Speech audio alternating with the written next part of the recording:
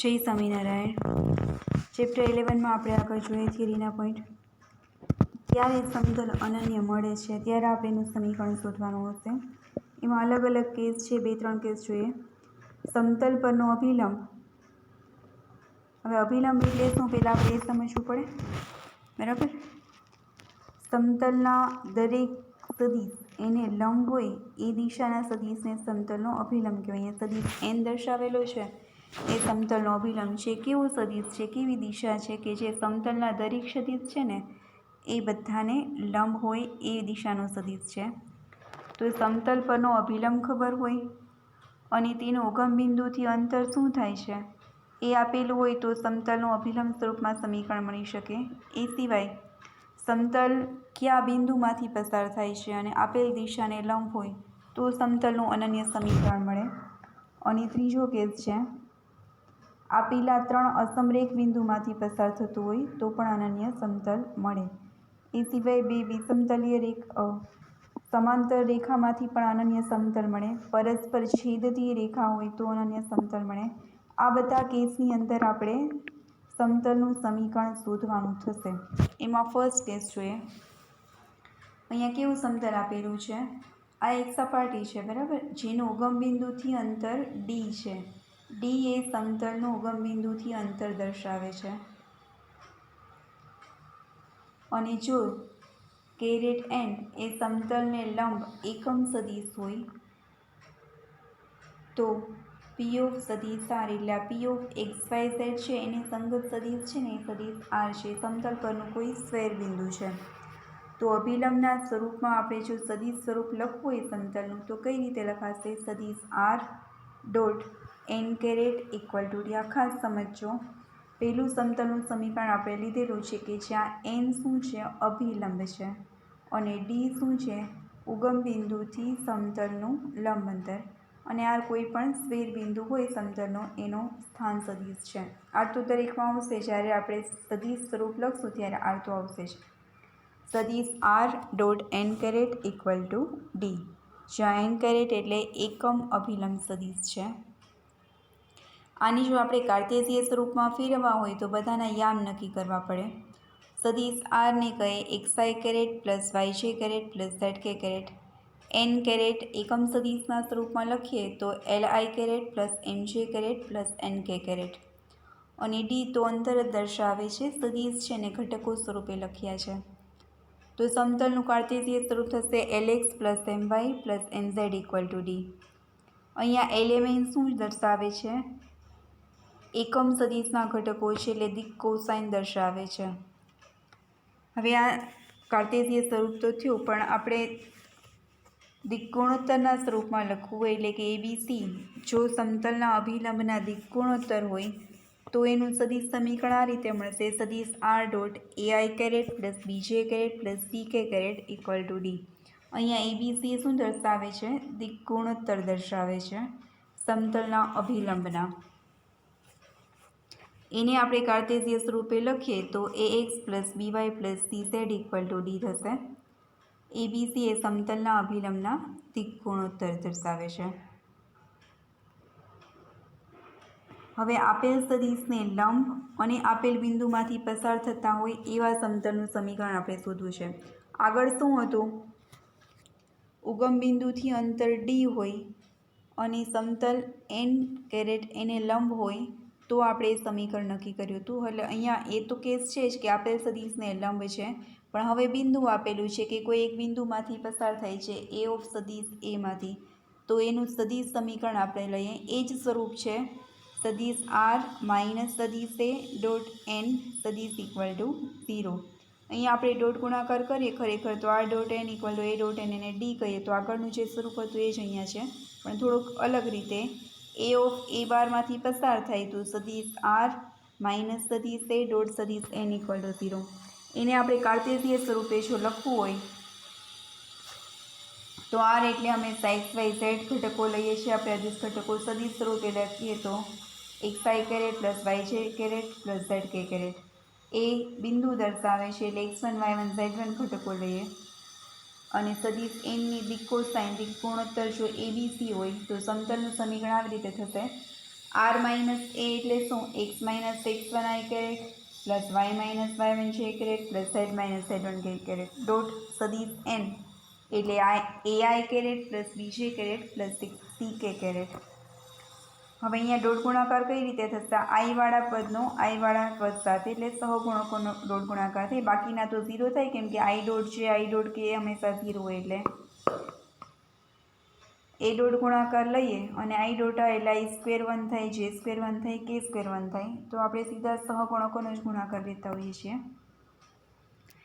ax minus x1 plus b y minus y1 plus c z minus z1 equal to 0. આપણે યાદ રાખવાનું છે, જો સમતલ x1 y1 z1 બિંદુમાંથી પસાર થતું હોય અને એના દિક્ગુણોત્તર જો એ બી સી હોય તો સમતલનું સમીકરણ થાય a કૌંસમાં x માઇનસ 1 પ્લસ બી કૌંસમાં Y minus y1 plus C કૌંસમાં Z minus z1 equal to 0. હવે 3 અસમરેખ બિંદુમાંથી પસાર થતા સમતલનું સમીકરણ. જો 3 સમરેખ બિંદુ હોય તો એમાંથી તો અસંખ્ય સમતલ પસાર થાય. અનન્ય સમતલ ક્યારે મળે? ત્યારે જ આપણે સમીકરણ શોધવાનું હોય. એના માટે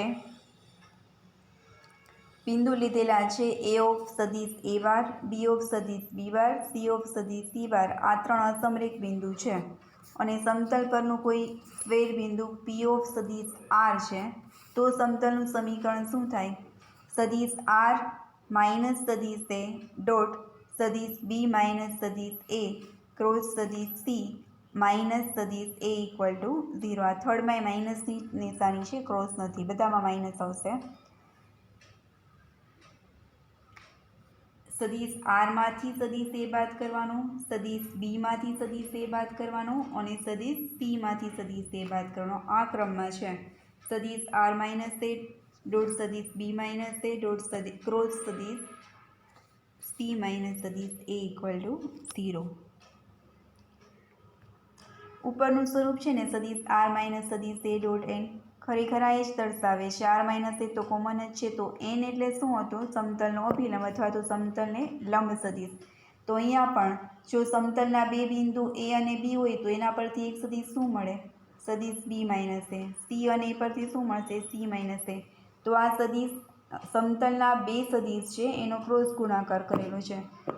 સમતલના કોઈ પણ બે સદીશનો ક્રોસ ગુણાકાર એ શું દર્શાવે? એને લંબ સદીશ. પણ સમતલના દરેક સદીશને લંબ સદીશ એટલે શું થઈ જાય? સમતલનો અભિલંબ. તો આ પણ સમીકરણ એ જ છે. આપણે સમજવાનું છે કે અહીંયા એનની જગ્યાએ શું વાપરવાનું? 3 બિંદુ હોય તો એન મેળવવા શું કરવાનું? 3 બિંદુમાંથી બે સદીશ લઈ અને એનો ક્રોસ ગુણાકાર કરવાનું થાય. આને જ આપણે કાર્ટેશિયન સ્વરૂપમાં લખીએ. આર એટલે એક્સ વાય ઝેડ, એ એટલે x1 y1 z1, સદીશ બી એટલે x2 y2 z2 અને સદીશ સી એટલે x3 y3 z3.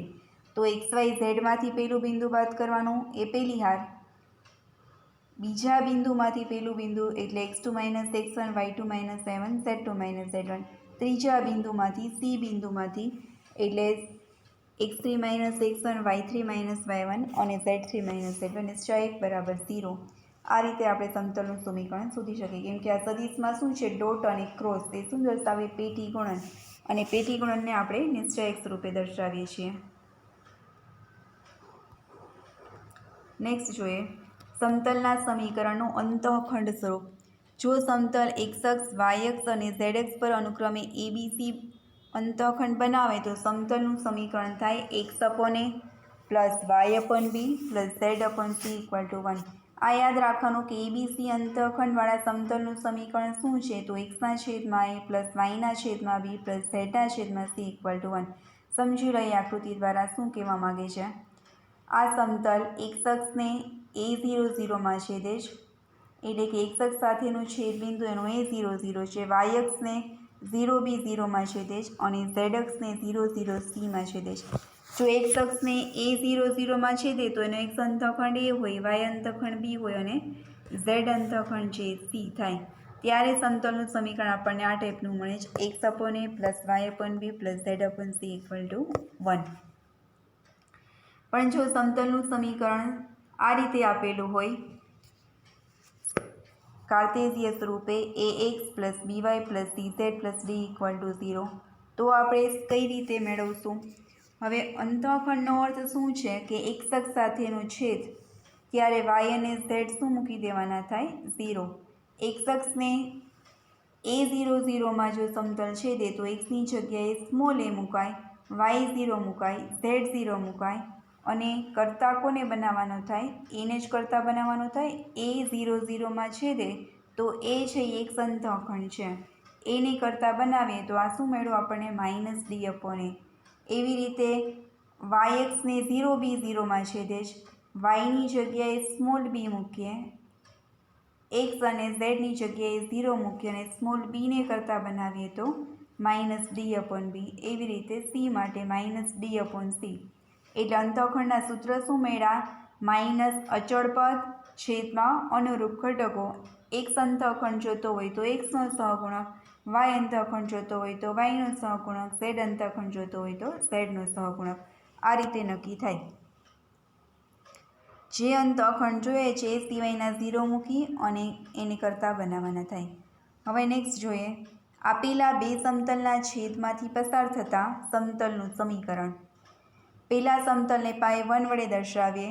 સદિશ r ડોટ સદિશ n1 = d1, પાય 2 સદિશ r ડોટ સદિશ n2 = d2.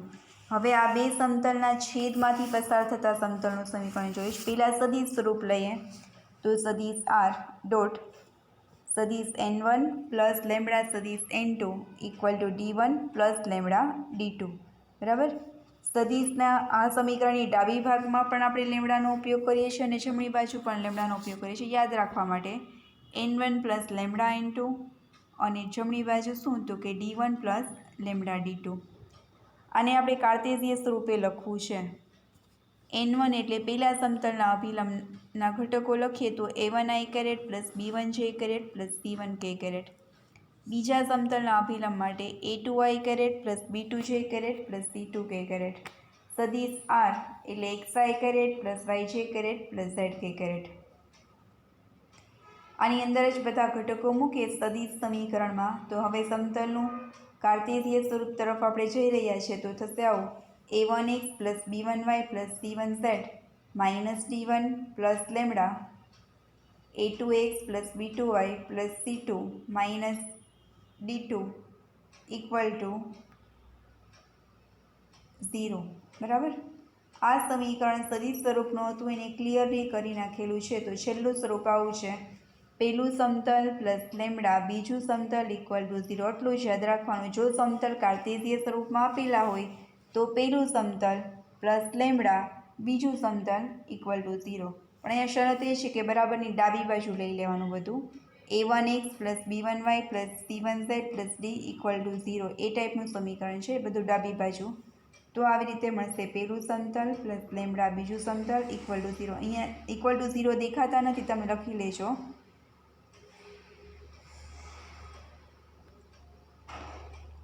હવે બે રેખા સમતલીય હોય એની શરત.